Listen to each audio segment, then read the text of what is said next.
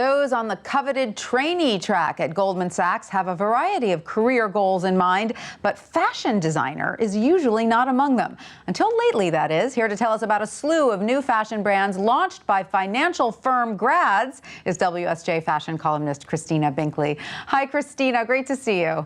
Great to see you too, Tanya. When did you first notice this trend? It's quite interesting. Yeah, I think the very first person that I heard that had done this was Monique Pan, who's a jewelry designer who's been around for quite a few years. I used to think that she was the only possible former investment banker who was now designing fashion or jewelry. And then a couple of years ago, I started hearing about other brands. And the first one I thought, now there's two of them. Right. And there were 3, 4, and 5, and 6, and 7. Now there's quite a slew. And now that's a story. Now, tell us also about Paul Evans. These two gentlemen decided they could make a less expensive, better shoe, correct? Yeah, while they were at the office. These are two guys, Benjamin Early and Evan Fripp, who went to Tulane, studied finance, expected to have finance careers, went off to Wall Street, and worked hard. And by the way, all of the people that I spoke with speak highly of their former careers.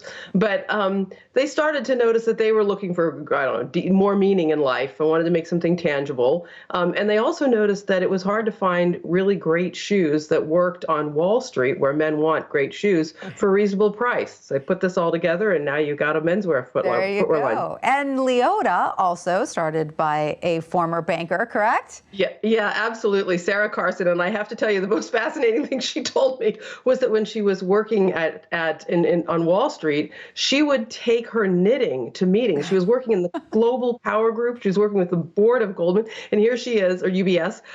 Here she is taking her her knitting along and working on it during meetings. Makes perfect sense. Now, Abbott Tea is also another designer you mentioned, correct? Yeah, Abbott is a fragrance line started by a former New York lawyer and a former financier, a former Wall Street guy who partnered up. Again, had successful careers. They both said they earned a lot more money with what they did before, but wanted to do something tangible and more meaningful. Now, it's fascinating because I imagine when it comes to the nuts and bolts of launching a business and raising capital, these people have a bit of a leg up, correct?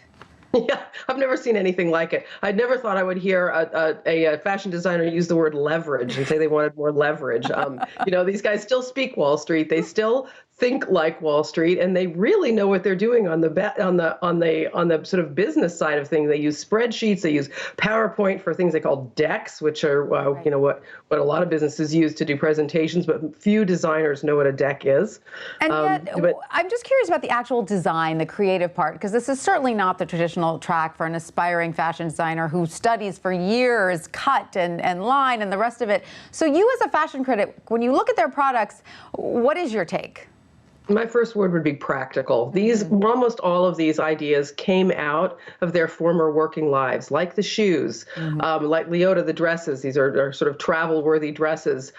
These are not people who think of themselves as artists who are seeking an output for their creative expression in the intense way that a lot of fashion designers do. They've had an idea, they want to run a business, they like the creative output, but they also like the business side. And then, Christina, after interviewing this crew of young designer entrepreneurs, do you get the sense that a few years in, they are happy with the transition they've made, or do a few of them wish they'd stayed the course at the banks? Because they certainly don't make as much money doing what they do now.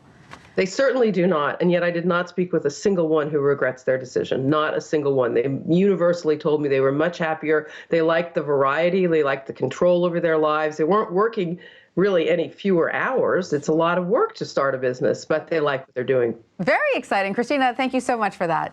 My pleasure.